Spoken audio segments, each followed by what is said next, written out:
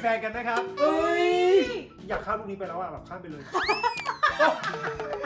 ไม่หารูปนี้มาวะมึงนั่นแหละสวัสดีครับทุกคนยินดีต้อนรับกลับสู่ช่องของไม่สิรินะครับก่อนหน้านี้ผมนะครับได้มีโอกาสก็คือเก็บห้องจัดห้องอะไรเงี้ยแล้วทีนี้เนี่ยไปเจอรูปหนึ่งมานั่นก็คือรูปนี่เห็นคนข้างๆผมไหมไม่ใช่หมาม้านะ อ่ะรอเล่นนั่นก็คือมิ้นนั่นเองเฮ้ย สวัสดีค่ะมินี่อ่านยัง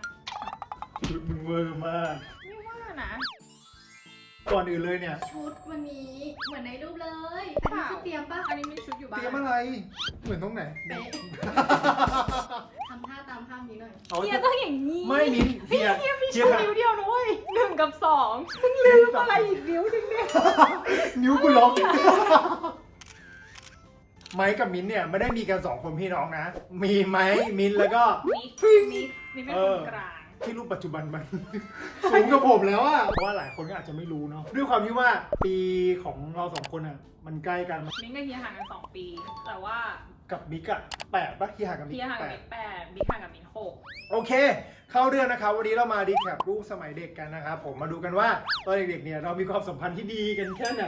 ใช่ รูปแรกนะครับปริง มันต้องเป็นงานแฟร์อะไรสักอย่าง ไม่ ใช่ ไม่ไปกับคุณ ต้อง ยา ถาย มม้า จริงเหรอ ไปกับม้า เป็นงานอะไรสักอย่างหนึ่งอะครับ แต่ว่าง านดอกไม้อ่ะ ดอกไม้เย ให้ อะ เหรอ ทำไมข้างหลังเยอะ มึงมั่วมากมึงเห็นดอกไม้บอกงานดอกไม้ถ้าต่อไปมึงเป็นถ้าต่อไปเป็นรูปทะเลมึงตอบว่าอะไร งานทะเล แต่ ลองมาก แต่ถ้าดูจริงๆแล้วอะ แล้วมินก็ พวก ชู เรา ผิดนิ้ว จริงๆก็การชูนิ้วกลาง ไม่เอาจริงๆแล้วนี่ก็น่ารักเหมือนกันนะเนี่ย มินน่ารัก กู มิน เอาจริงเขาไม่มารีแคปไม่ใช่ไปชมต่อไป นี่ ตา งานเดิม ทำงานเดิม อันนี้น่าจะเป็นรูปตอนที่ใกล้จบงานแล้ว แต่ ล่ะ ไม่ใช่งานออกมาแล้วนะรูปเนี่ย งานเกวียน ตอนนี้เห็นเลยอย่าให้ซูมหน้ามิ้นท์อะเหมือนคนปวดขี้อะ มินไม่ไหวแล้วแต่ยังสู้อยู่ ไม่ได้เฮงสู้ขี้ก็อาจจะไม่ไหวแล้วแต่มาบังคับแหละ เอาหน้ามิ้นท์มาแปะทำไมตอนเนี้ยหน้ามันเหมือนเดิม แต่ก่อนอะมิ้นท์จะไม่ชอบถ่ายรูปยิ้ม ไม่ชอบ แล้วไม้จะบอกว่าให้มิ้นท์อะยิ้ม ยิ้ม แล้วมิ้นท์จะเป็นคนยิ้มเก่งมากแบบนี้ดูดิ ไม่ชอบทำแบบ เป็น นี้ อะไร เวลาถ้าใส่สติกเกอร์จำได้ป่ะมันจะ เนี่ยแล้วมิ้นท์จะยิ้มอย่างเงี้ยยิ้มแบบยิ้มแค่เนี้ยยิ้มเก่งๆอย่างนี้แบบเป็นอะไรเกรูปต่อไปครับ อุ้ยไม่มีมิน หมาม้าหน้าเหมือนยายเหมือนกันเนาะแล้วมิ้นท์ก็หน้าเหมือนม้ากับยายอีกทีนึงก็ไม่แปลกปะ ไม่เคย ขึ้นรูปยายม้ามิ้นท์หน้าเหมือนกันหมดเลยอะตอนนี้เรากำลังมองหมาม้าอยู่ว่าหมาม้าเปลี่ยนไปเยอะเหมือนกันนะคุณกุ้งอย่าไปล้อชื่อแม่กันนะ ดึงมาจากอัลบั้มใหญ่ที่ป๊าชอบเก็บอะแล้วตอนนี้มันก็เผาเผาไปแล้วเรียบร้อย โอเคก็สบายใจแล้วค่อยยังชั่วหน่อยเฮ้ยรูปหู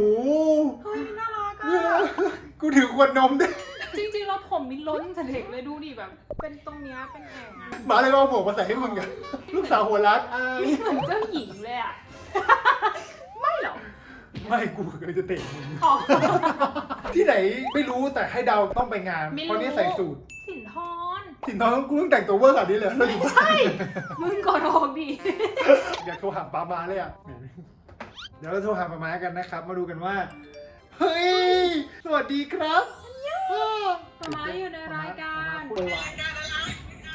รายการช่องของลูกตัวเองแหละไม่มีอะไรเลย ต้องให้มาช่วยว่ารูปเนี้ย มันถ่ายที่ไหน ไม่รู้ว่าหมาจำได้ไหม รูปนี้ เห็นไหม โรงแรมเป็นของบ้านมึงสิ โรงแรมมนเทียน ทำอะไรกันอ่ะเราไปทำอะไรกันอ่ะ เราไปงานแต่งงานใครก็ไม่รู้จำไม่ได้แล้ว เราไปกินฟรี ขอกลับไปรูปแรกได้ปะเอามาดูรูปนี้นะอีกรูปหนึ่ง อ๋องานกาชาติ เห็นไหม ขอบคุณนะครับ คุณกุ้งนะฮะ เจ๊กุ้งของเรานะครับผม ไม่เวลาออกรายการบอกมาร์คก่อนได้ไหมมาร์คจะได้ตัวสวย มึงก็ไม่ได้แต่งหน้าเลยดูลูกสาวตัวเอง ไม่ ดิ ทำอะไรเลย หน้านี้มันเหมือนม้ามากเลยอะ ๆลูกมาร์ค แต่ว่ามินสวยเหมือนยานสวยเหมือนยานสวยเหมือนยาน โอเคมามาขอบคุณครับผมแล้วเดี๋ยวไว้เจอกันนะ โอเครูปต่อไปครับเฮ้ย เฮ้ยมินชอบมินนี่ เฮ้ นะ ย สั มิ ง น เก ก็ ต มี ได้ไม่น่าโตเลยพอเห็นนะโอ้ยน่ารักจริงๆ นี่ อะ รูปนี้แบบว่าชอบคิดยังไงถึงโพสท่านี้ เซ็กซี่นะ แล้วถ้าเป็นตอนเนี้ยจะเป็นยังไงโอเคครับรูปต่อไปครับโอ้ย ป๊าโคตรเท่อะ ตอนนี้เฮียไม่เหมือนป๊าแต่ตอนเนี้ยมินว่าเฮียเหมือนป๊ามาก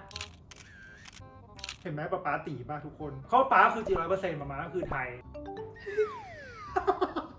มินเหมือนเลยนี่เลยอ่ะ มิ้นเหมือน ซีอิ๊วอ่ะ อันนี้มั่นใจมากว่าบ้านที่บางกะปิ ฝั่งเนี้ยประตูเข้าบ้าน ถูกต้องอุ้ยพูดถึงประตูเข้าบ้านก็มีเรื่องเล่าอ่ะที่เราทะเลาะกันจนแบบมิ้นทุบจนบ้านเกล็ดข้างนอกแตกที่เฮียแกล้งอ่ะ แต่ว่าไม่ได้ทะเลาะ ที่ทะเลาะกับบ้านแล้วมันทุบจะแตก ไม่ได้ทะเลาะมินแค่แบบเปิดแล้วมินก็อุ้ย อ๋อ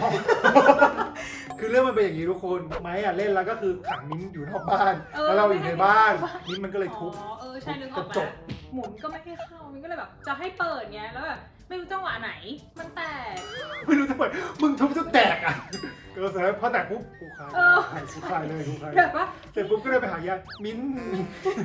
เล่นด้วยกันทุกพาร์ทจริงๆอะขนาดมิ้นเล่นบาร์บี้มันเล่นตัวดิจิมอนใช่ไหมมันก็จะเอาบาร์บี้มิ้นอะมาเป็นศัตรูฝั่งเราก็จะแบบแข็งแกร่งมากดิจิมอนตัวก่อนป๊าจะชอบซื้อมาให้แปลงร่างได้ อัลตมอนเปลี่ยนร่างเป็นแองเจมอนแองเจมอนเปลี่ยนร่างเป็นโฮลี่แองเจมอน นี่เล่นบาร์บี้อยู่นี่คลิปมาหักหัวแม่ง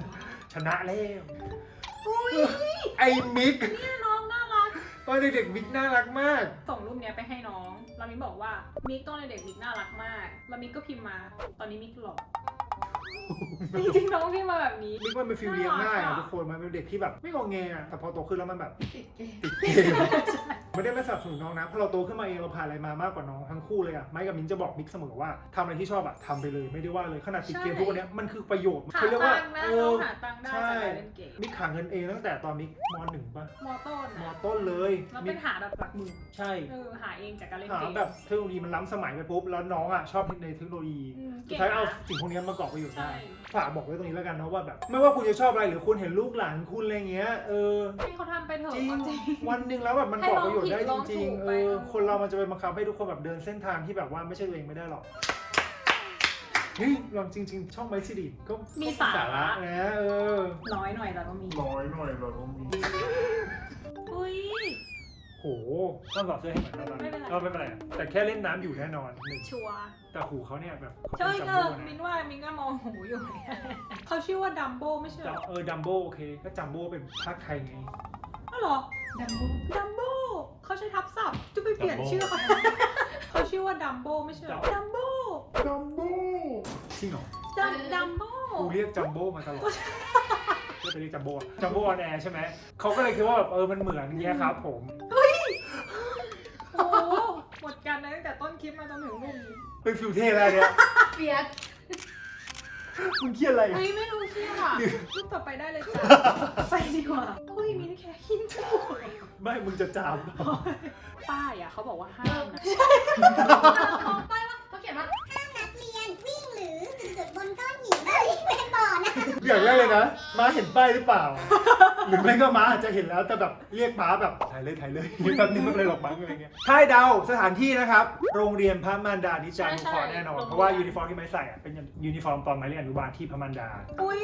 ไม่จำได้งานรับปริญญานักกอล์ฟ นักกอล์ฟ บอกแล้วสังเกตเลยมิ้นท์น่ะจะถ่ายรูปหน้าเดิมๆยิ้มเดิมๆแบบ ไม่ชอบ ไม่ชอบกล้องตอนเด็กไม่ชอบกล้อง ตัวว่าทุกคนเห็นนะไอจีสตอรี่มิ้นท์น่ะ จะทำแบบ ฟิลวอล์กฟิลนะ แบบนั้น ป้ามาชอบจับแต่งตัวแบบสุกะลาตีมทุกงานงงปะ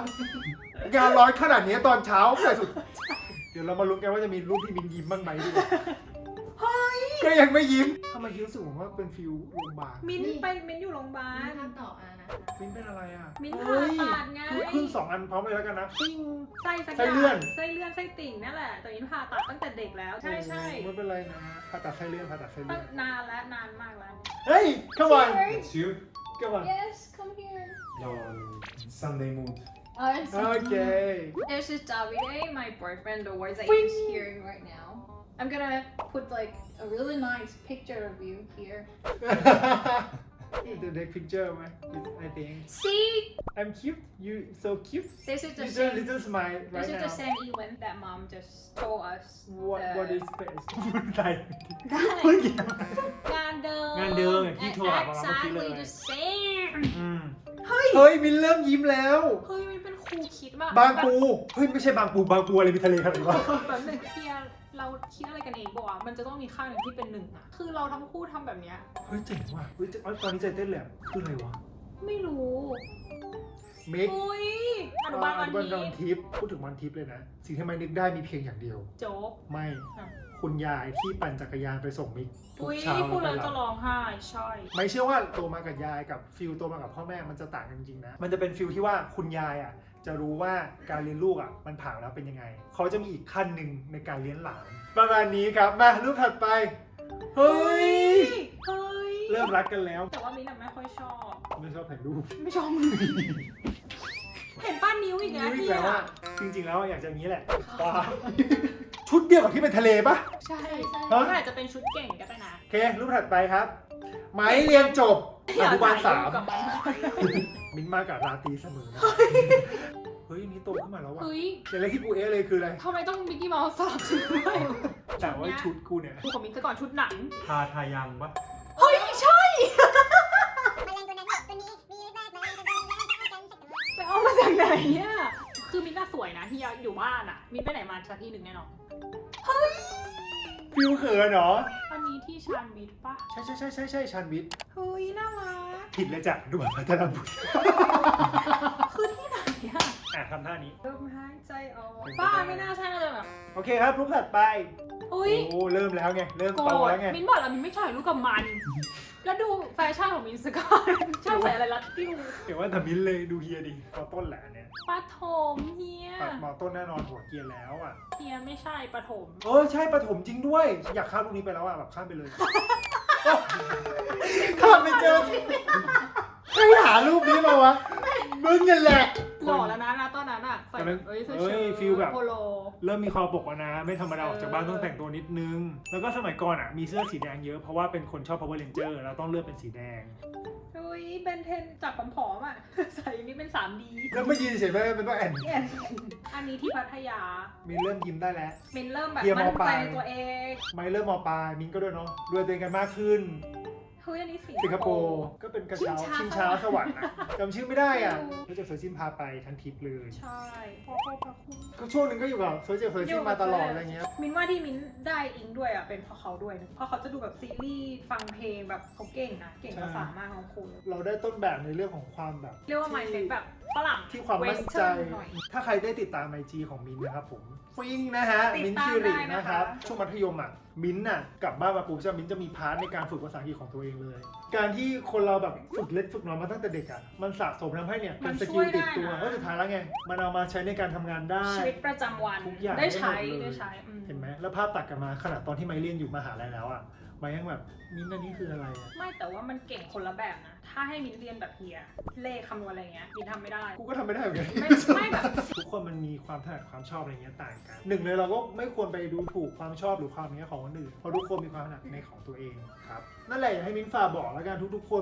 เพื่อนๆพี่น้องที่ดูอยู่ในช่องไมค์ซีรีส์นะครับว่าการฝึกภาษาอะไรเงี้ยสำหรับตัวมิ้นเลยอ่ะ มินเริ่มจากการฟังเพลง แล้วมินก็จะปริ้นเนื้อเพลง แล้วก็มาไฮไลท์คำที่แบบไม่รู้อ่ะก็แปลเป็นคำๆซึ่งก็ไม่รู้นะว่าแปลว่าอะไรบ้างแปลทั้งประโยคไม่ได้แต่ทำอย่างนั้นไปเรื่อยแล้วก็เริ่มมาดูซีรีส์ฝรั่ง Criminal Minds เรียนไม่ดูกับซิมคำง่ายๆอย่างเช่นคำว่าแบบคิดนอกกรอบฝรั่งเขาก็พูดว่า think outside the box เลยอะ ตรงตัวมากนั่นเป็นคำแรกที่แบบเฮ้ยทำไมภาษาอังกฤษมันง่ายจังเลยอะ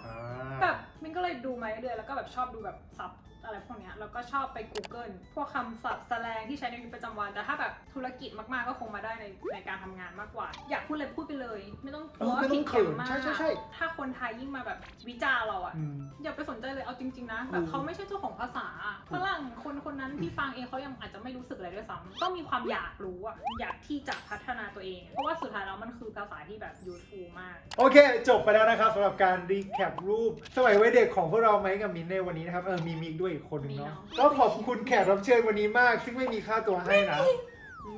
ขอสปอนเซอร์หน่อยครับ ขอสปอนเซอร์อะไรก็ได้อะมินทำให้ได้หมดเลย แล้วทุกวันนี้คุณมินทำอะไรอยู่ มินทำงานประจำอยู่ด้วยหนึ่งแล้วก็มินทำเทียนขายนะคะ ร้านชื่อว่า ฟิง Candela แต่ว่าชื่อไอจีคือ candela.scentcandle อ่ะเดี๋ยวไว้ใส่ลิงก์ไว้ที่ใต้ไบโอด้วย ก็ไปติดตามไปอุดหนุนกันได้นะครับ ผมเป็นเทียนหอมแฮนด์เมดเลยใช่ไหม แฮนด์เมดแบบเขาเรียกว่า ทำมันต่ออันอ่ะ ใช่แบบค่อยๆเทเองอะ ยังไงก็ฝากร้านด้วยนะครับ ฝากด้วยค่ะ ชื่อร้านว่าอะไรนะจัง แคน เข้า เด ไม่ได้เลย ล่าแปลว่าแคนโดนี่แหละ Candela นะ เป็น ฮะ ภาษาอิตาเลียน ก่อนจบจริง ๆ อีกหนึ่งรอบ